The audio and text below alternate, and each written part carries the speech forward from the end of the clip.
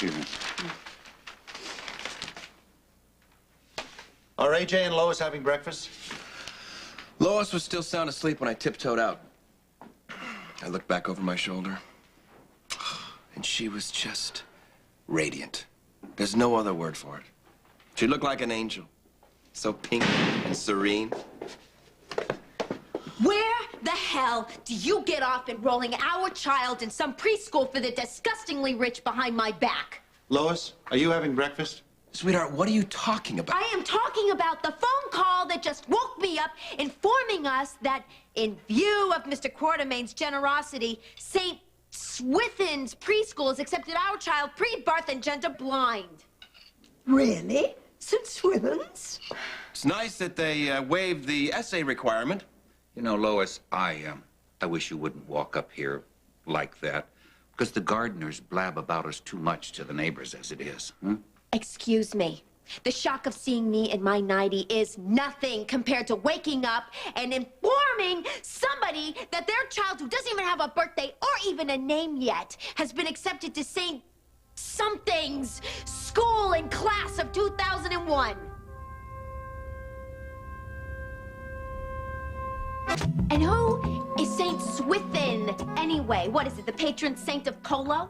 You know, it's not good for the baby for you to work yourself up into this kind of a state. Alan, would you tell her? You know what? Go blow it out your ear. I'll tell you what's not good for my baby. Having its future carved out like some cold ham before it even gets a chance to set its eyes on it. I mean, what is next with you? A pre-birth, gender-blind, prearranged marriage? Grandfather, do you or don't you remember us telling you that this child's education will be left up to us? Oh, I see. You want to teach the poor little child at home, huh? Like some log cabin prairie family.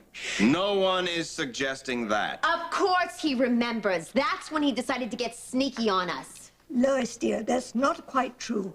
Edward has always been sneaky. Well, what is wrong with trying to have the best for my great-grandchild?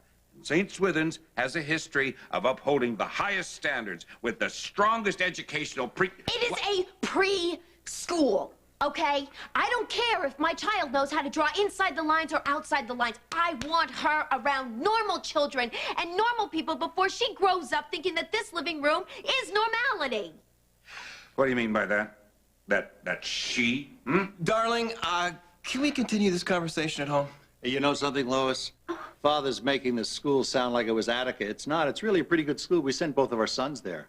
Oh, that's good, Alan. That should really cinch it for Lois. What does that mean? That Swithin's ruined our sons? You know, the uniforms at St. Swithin's are really charming. I remember how adorable AJ looked in his. So do I. How much scholastic excellence does it take to teach a 4-year-old his ABCs? Never mind how adorable AJ is. Can we just continue this conversation later? In fact, I don't even see why we have to have this discussion at all. Because I want to. Grandfather, the opportunity is there. We thank you for it. We will either avail ourselves of it or not. Are you trying to tell me that St. Swithin's was overkill for the kids? Thank him. Alan, if the boys were ruined, it took more than just one preschool for us to do it. I was waiting for that one. You cannot be serious about sacrificing your own flesh and blood miss for some one rosy single democratic opportunity idea. to Have you imply driven past some a public monstrous school lately? failure Oh, on our part as Maybe parents. I have just lost my taste for denial as a way of life. Can you do me a favor and just leave me out of your feelings of inadequacy? You leave me out of everything else. Will you two, for heaven's sake, just try changing that broken record once in a while? I mean, does anybody know or care why AJ drinks? AJ is not drinking. Must we talk about alcohol at this hour of the morning? Oh, what did I tell her? Argued her into unconsciousness, Edward. I hope you know Toast, dear, that. a little juice. Be sure that her feet are kept up. All I've right, heard let's that- not panic. Let's not panic. Yeah, actually, Alan's right. In fact, I think she might be coming too. Actually, probably what she needs is just some peace and quiet. How's her breathing? Her breathing is just fine. Her color is good. Her eyes are very clear. No, I say we call a specialist. Now, look, And before I- we send her off to a fainting clinic, let's just clear the room, shall we? I think she has a case of family overload. I know I do. She's going to be just fine. Now, I will not be blamed for this. It's a well-known fact that expectant mothers are emotional powder kegs. I still think a little grapefruit section. No, what she needs, my dear, is a good, dependable, gray-haired German nanny. Enough, Edward. Enough. Ned, call me if you need me. I will. Thank you.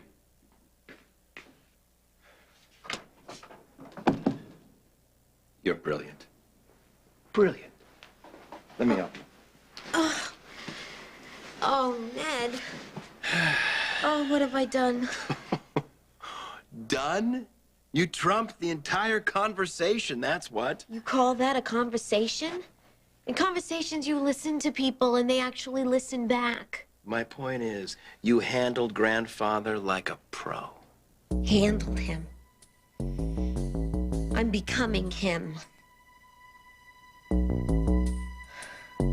Hardly call our sons overeducated, would you? Oh, Alan, isn't getting the last word enough for you? Give it a rest. I'm just curious to know, Monica, how caring enough to send our sons to decent schools has possibly turned AJ into a drunk.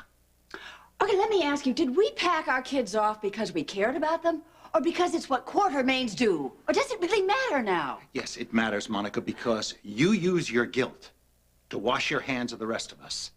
Poor Monica, I did whatever I could, and now it's somebody else's problem. That's about the size of it. You know what? Jason is none the worse for wear because of our terrible parenting, and he might be himself right now if we'd kept him with us. Okay, since I failed so miserably to tackle him to the floor and lock him in his room, why don't you give it a shot? Why don't you put your fist through his door or put it through the window? That'll at least get his attention.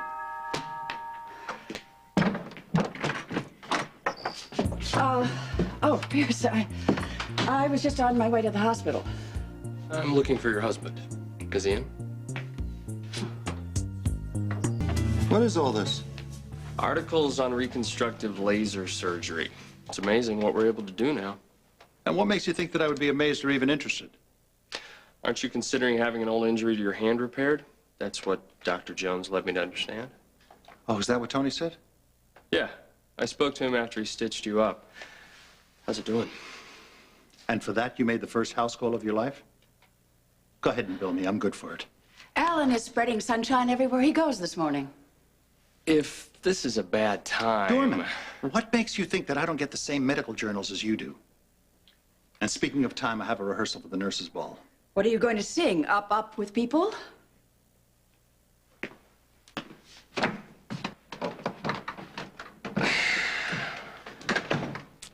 Sorry. No, I mean, it's not your fault. You were just being nice. I may get the same medical journals as you do, but Alan doesn't. I thought you might be unhappy with me and think that I was just making an excuse to see you. Well, if it had been, why would I be unhappy?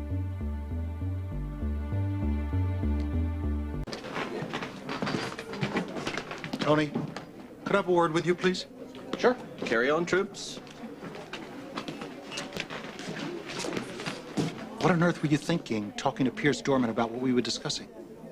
About the laser surgery? I don't like the man, and I don't like him knowing my personal business. Oh, well, I just thought you'd be interested, and if you are, then locally, he's it. I haven't had use of this hand in more years than I care to remember. It's too late. But the point is, maybe it's not. Dorman doesn't seem to think so. Alan, if you could be performing surgery again, wouldn't you want to know? You really think I could, Tony? Do you realize that 70 to 80% of the surgical techniques that are being used nowadays weren't even invented when I was in medical school? What am I going to do? I'm going to go compete with these young guys that are coming out of major medical centers like Dorman? No, I don't think so. I think I have to leave the field to them.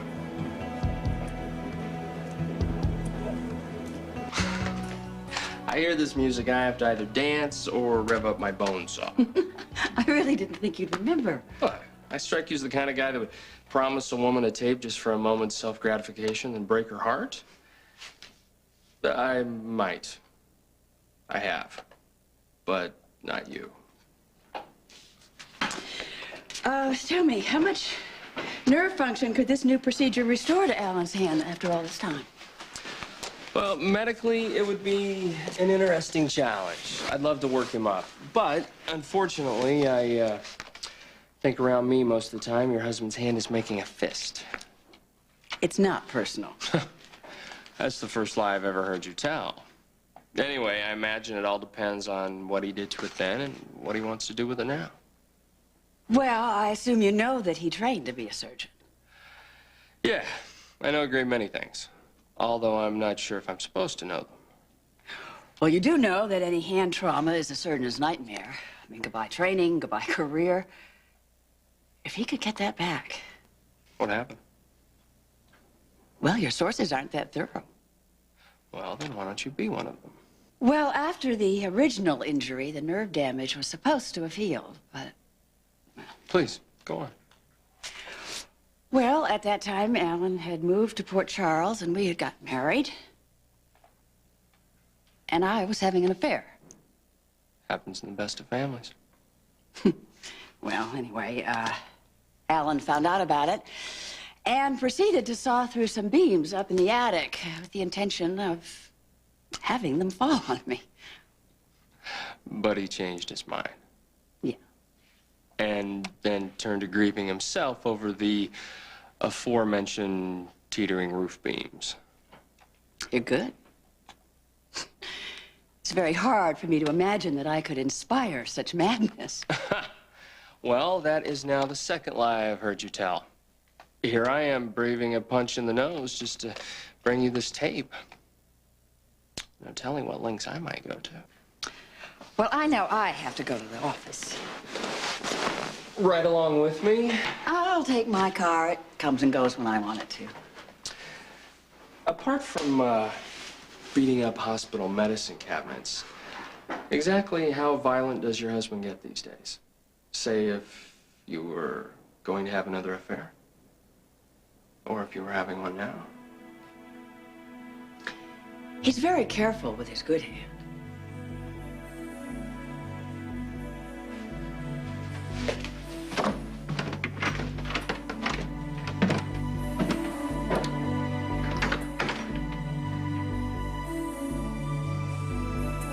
I have a good, solid practice. I'm assistant chief of staff.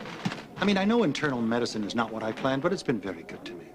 The other thing, Tony, is you've got to be a crazy person to want to be a specialist nowadays.